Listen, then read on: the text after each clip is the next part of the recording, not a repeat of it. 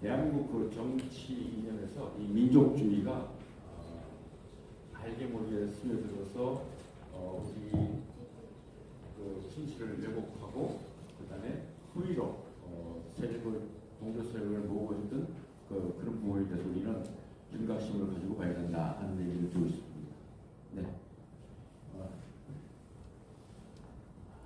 네. 문제는 이 잠정적 특수관계 90년도에 남북 기본 합의서가 있었죠.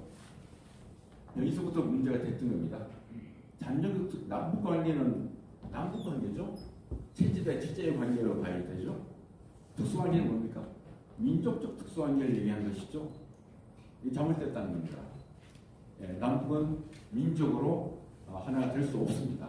예, 남한은 자유주의 체제고 북한은 전체주의 체제죠. 예, 남북 공동선언은 우리 민족끼리.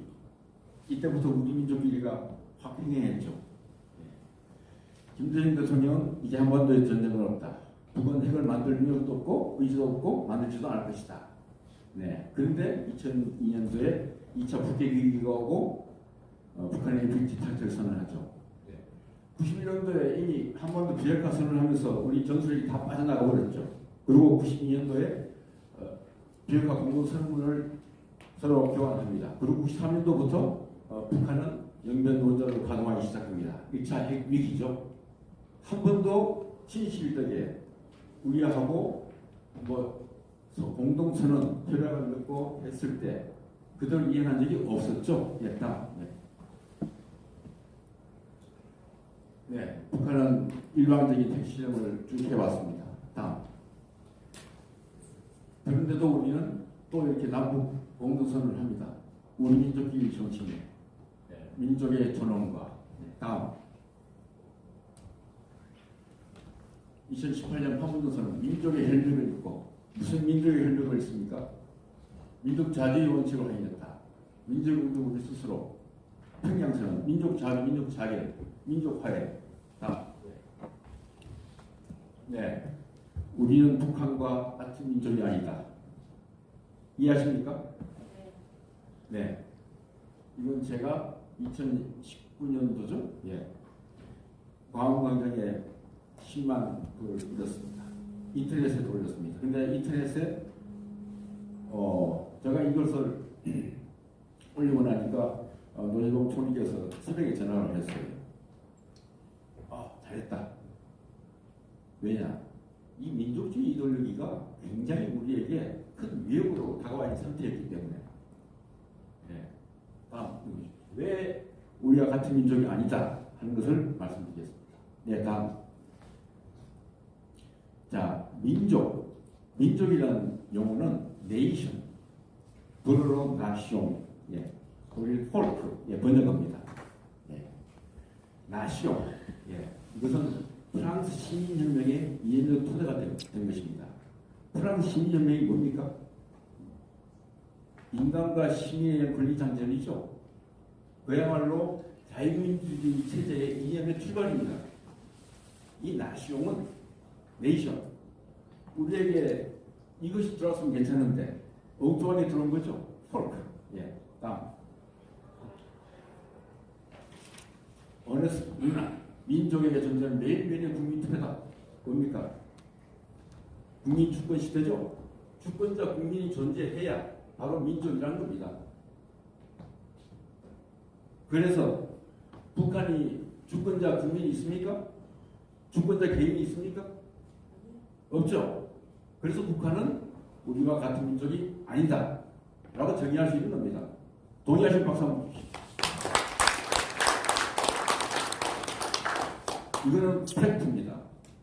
민족주의는 노재동 총리께서 가장 최고의 그 정치 철학을 가지고 계신 부분입니다.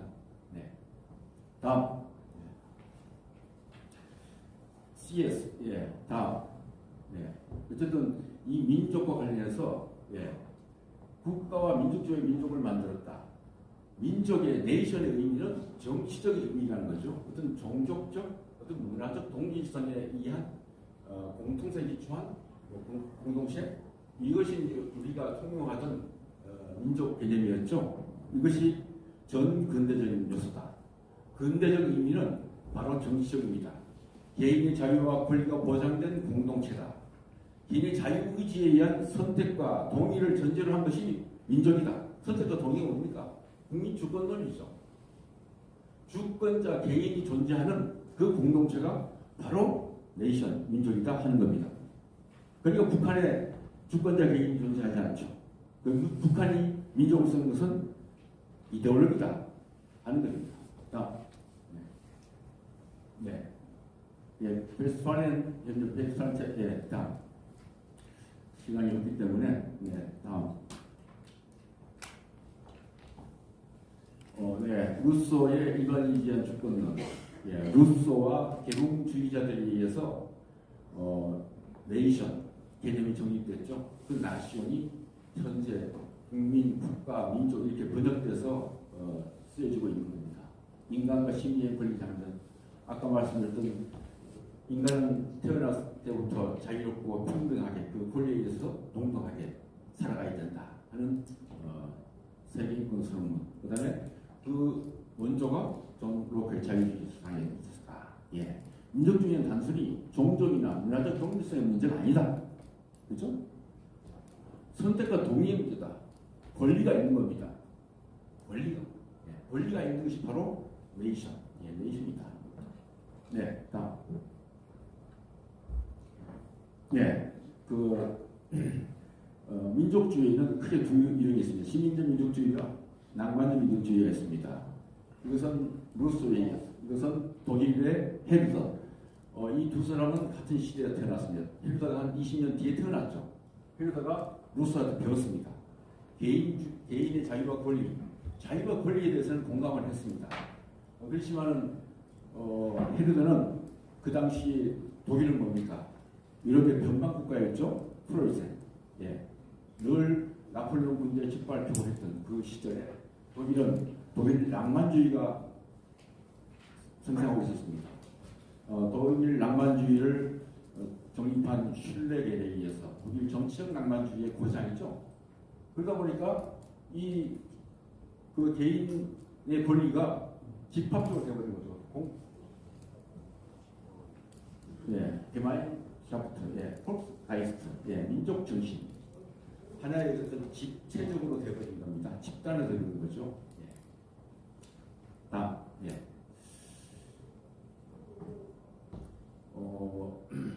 우리에게는 민족이라는 개념이 나중에 들어왔습니다.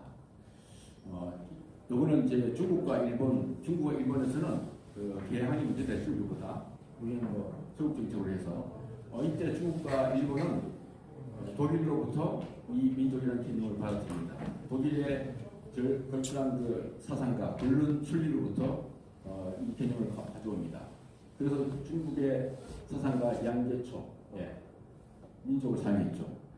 일본도 이걸 받아들인 것은 민족, 국민, 종민 이렇게 사용했습니다. 그런데 일본은 국민을 사용했습니다. 그런데 우리에게는 민족이라는 단어로 들어온 거죠. 다음. 네, 1905년경에 일본에서 들어옵니다. 네, 그 다음에 3일 독립선언문에 이것이 민족이라는 단어가 11번이 들어가죠. 그렇지만은 우리에게는 이 네이션 개념이 제대로 정착될 수 있는 아무런 시스템이 안 되어 있었죠. 나라는 없죠. 어디다가 개인의 자유와 권리가 보장된 공동체를 만듭니까? 그냥 개념만 있을 뿐이에요. 단지 이것이 신처에 의해서 아데비아의 투쟁, 저항민족주의로 결집된 폴크적인 요소로 운영됐을 뿐이라는 겁니다. 네, 다음. 어쨌든 이 국민이 탄생했던 이승만의 어떤 체제 선택은 정말 기적 같은 일이었다. 혁명적인 사건이었다. 어떻게 자유민주 체제를 생각할 수 있었고 그걸 선택할 수 있었느냐, 그것도 추진할 수 있었느냐. 아마 그 시대에 그것을 할 수 있었던 사람은 아무도 없었을 겁니다. 그래서 마키아벨리가 얘기했던 비루트, 예, 영웅적인 행동을 했다. 그 이후에 대통령이 어떻게 잘 모르겠어요. 그렇지만 그 시대적인 소명을 다했다라는 생각을 합니다. 네, 다음. 네. 네. 다음. 예. 한국 사람들은 민족주의에 대해서 혈통적, 필연적, 문화적 공통성에 대해서 많은 것을 쏟죠. 이제는 우리가 이성적으로 냉철하게 이 민족 개념을 봐야 되고 북한이 이 민족을 어떻게 이용하는지를 알아야 됩니다. 네, 다음. 네, 북한 민족주의. 공산권에서는 원래 민족주의를 부정했죠. 네, 1분 내로 정리해 주시죠. 네, 여기까지 하겠습니다. 왜냐하면 마르크스 그랬습니다. 민족주의는 자본주의와 함께 살아갈 것이다. 자체를 부정했어요. 그래서 스탈린도 북한 김일성도 민족주의는 아니다. 민족보다는 계급 우선이다. 노동자 계급 우선이다. 민족주의를 부정했죠. 그래서 북한도 민족주의를 사용 안 했어요. 그러다가 이제 동부 공산군이 몰락합니다. 그러면서 80년대 말에 동부 공산군 소련이 몰락하고 공산군이 몰락하니까 이거 체제가 안 되겠다 싶으니까 뭐라 합니까? 김정일이 조선민족 제일주의를 주창합니다. 뭔가 결집을 시켜야 되니까 이데올로기죠. 네. 단순히 어떤 그 종족적 혈연적 결집을 위해서 이걸 이용합니다. 네. 다음. 네.